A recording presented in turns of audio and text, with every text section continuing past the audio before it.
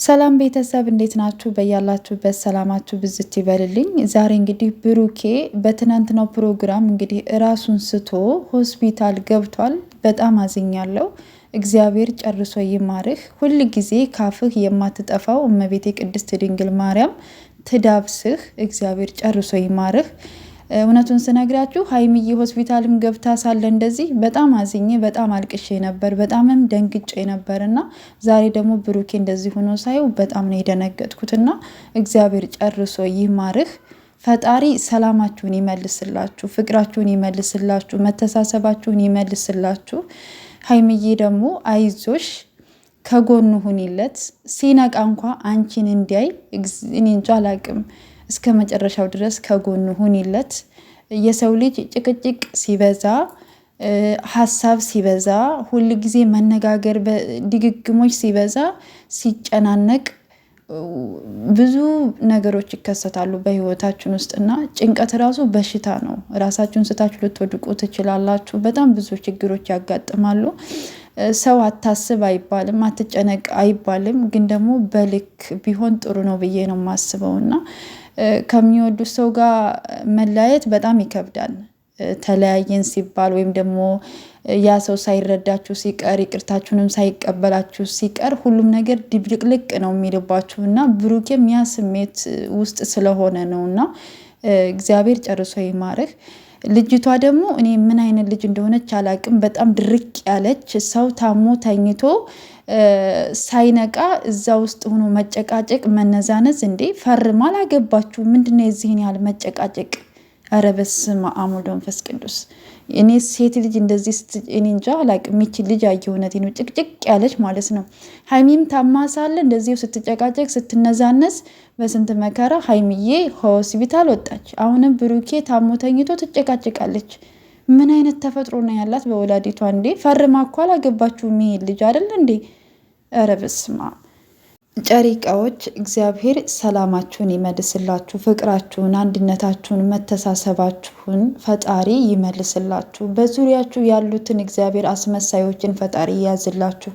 እናንተ በጣም የዋህ ልጆች ናችሁ። ሁሉም ሰው እንደናንተ የሚመስላችሁ፣ ሁሉን ሰው የምታምኑት ነገር እናንተ በህይወታችሁ ውስጥ እየጎዳችሁ እንደሆነ ብዙ ነገር ታያላችሁ፣ ትማራላችሁ ብዬ አስባለሁ እና ሁል ጊዜም ይላሉ ግን ደግሞ ተመልሰው እዛ ውስጥ ይገባሉ እና ይሄ ደግሞ አንዳንድ ጊዜ ተፈጥሮ የሚሰጣችኋል አይደለ ፈጣሪ እና እግዚአብሔር የዋህነታችሁን አይቶ ወደ ሰላማችሁ ይመልሳችሁ ነው ማለት የምችለው። ሀይሚዬም እንግዲህ ከጎኑ ሁና እንደምታስታምመውና ነገሮች ሁሉ እንደሚስተካከሉ ባለሙሉ ተስፋ ነኝ። እግዚአብሔር አሁንም ጨርሶ ይማርህ ማለት እፈልጋለሁ። እውነቱን ስነግራችሁ እግዚአብሔር ይቅር ይበለኝና እኔ የትናንትናው ሀብል ራሱ እኔ በጣም ደስ አላለኝም፣ በጣም ደስ አላለኝም። ምክንያቱም ስጦታ እንደዛ አይሰጥም። ምክንያቱም ልጁ ብሩኬ ተጠርቶ ነው የመጣው። ከመግባቱ አይኑን ተይዞ ስጦታ እኔ ከመቼ ወዲህ ነው የሚሰጠው? እንዴ ቀለበት እኮ አይደለም የሚደረግለት አይደል እንዴ?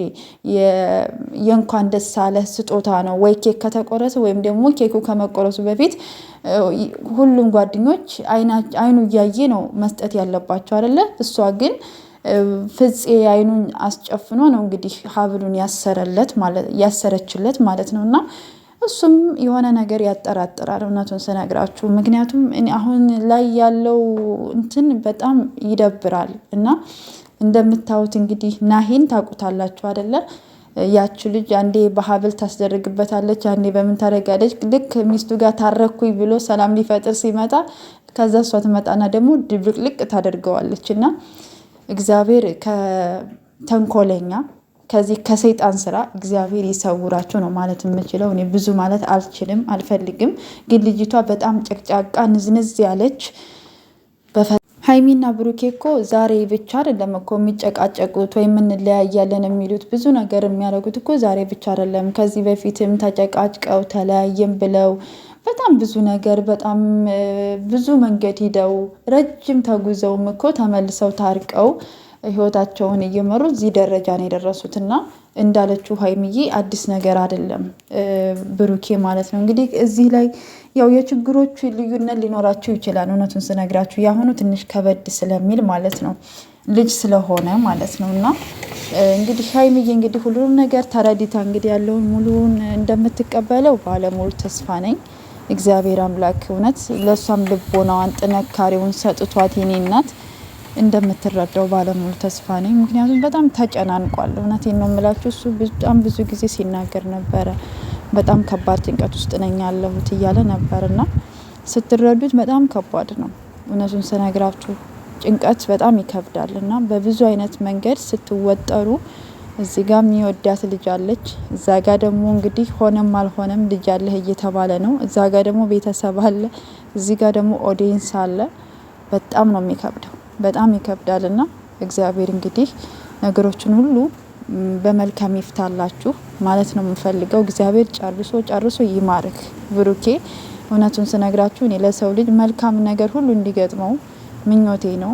እግዚአብሔር የልባችሁን መሻት ይፈጽምላችሁ። ውድ ቤተሰቦቼ በያላችሁበት ሰላማችሁ ብዝት ይበልልኝ።